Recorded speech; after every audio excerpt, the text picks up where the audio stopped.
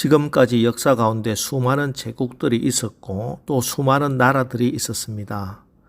그런데 그런 나라들 중에 지금까지 존재하는 나라, 또 앞으로 영원히 존재할 나라가 어디 있습니까? 모두가 다 멸망하고 모두가 다 역사의 뒤안길로 사라지고 말았습니다. 특별히 하나님을 대적했던 나라들, 하나님께 각을 세웠던 제국들은 이제는 흔적도 없이 모두 다 사라지고 말았습니다.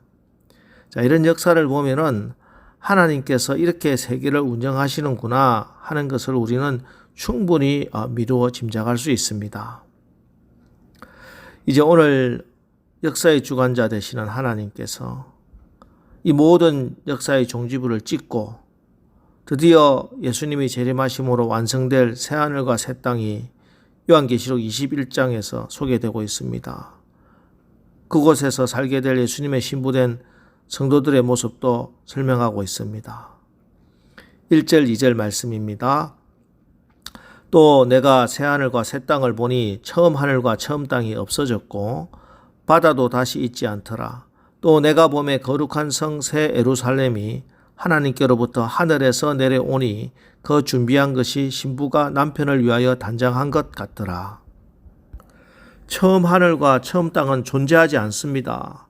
오늘 성경은 분명히 처음 하늘과 처음 땅이 없어졌다 하고 말씀하고 있습니다.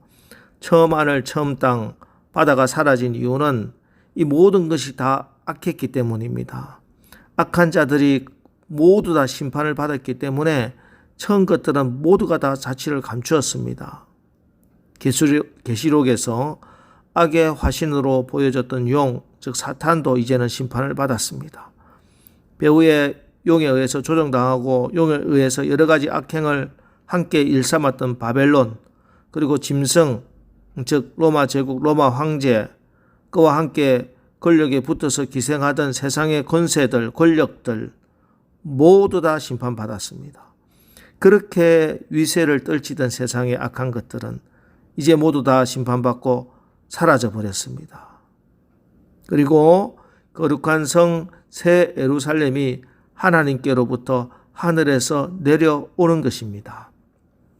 이것을 바울은 고린도 교회에 보내는 편지에서 우리의 몸이 썩지 아니할 몸을 입는다 이렇게 표현하고 있습니다. 어거스틴은 이것을 완성된 하나님 나라가 우리를 향하여 빛보다 빠르게 돌진해서 들어오고 있다 이렇게 표현합니다. 그래서 엄밀한 의미에서 우리가 하나님 나라에 간다라기보다는 우리에게 하나님 나라가 임하는 것입니다. 그래서 예수님도 하나님 나라를 사모하고 이 하나님 나라가 우리 가운데 임하게 하옵소서 하고 기도하라고 가르쳐 주신 것이지요. 왜냐하면 아무리 하나님이 계획하시고 준비하셨어도 우리가 하나님께 드리는 기도의 응답으로 하나님이 역사하신다고 약속했기 때문입니다. 여러분, 오늘도 새하늘과 새 땅, 우리 하나님 나라가 우리 가운데 임하게 해달라고 간절히 기도하십시오. 그래서 그 기도의 응답으로 오늘도 우리 가운데 하나님 나라가 임하는 역사가 일어나기를 축복합니다. 이 하나님 나라가 어떤 나라입니까? 3절 내가 들으니 보좌에서 큰 음성이 나서 이르되 보라 하나님의 장막이 사람들과 함께 있음에 하나님이 그들과 함께 계시리니 그들은 하나님의 백성이 되고 하나님은 친히 그들과 함께 계셔서 여기서 하나님 나라 가장 많이 나오는 말씀이 뭡니까? 하나님이 그들과 함께 계신다 하는 말씀이 3번이나 반복되고 있습니다. 여기 함께 있다 하는 말씀 원어로는 스케노라는 단어를 사용합니다. 스케노는 계시록에서 가장 중요한 단어 중 하나죠. 하나님의 임재라는 뜻입니다. 지금까지 하나님을 섬기고 하나님 뜻 안에서 살았던 사람들은 믿음의 정절을 굳게 지켰습니다. 하나님 임재 가운데서 그들은 짐승의 표를 받지 않았습니다. 황제에게 무릎을 꿇지 않았습니다.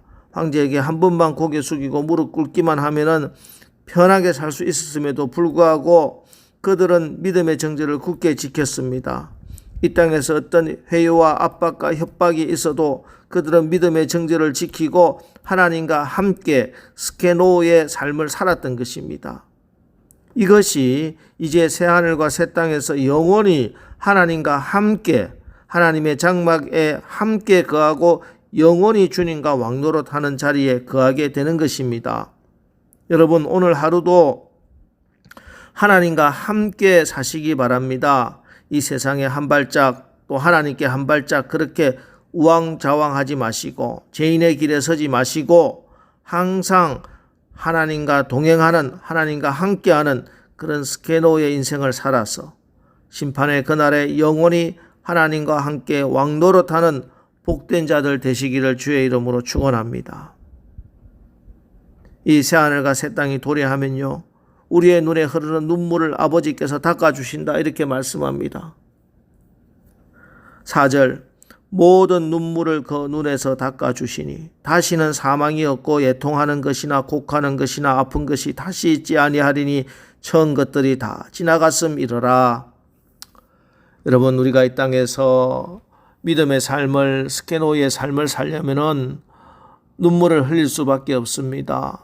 나의 연약함 때문에 눈물을 흘리고 이 땅에서 믿음의 삶을 살면서 흘렸던 그런 눈물이 얼마나 많았습니까? 또 받았던 서름이 또 얼마나 컸습니까?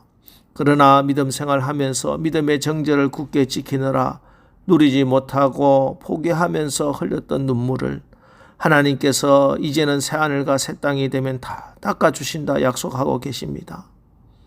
이것은 우리 주님이 이 땅에 계시면서 보이신 모습이기도 하지요.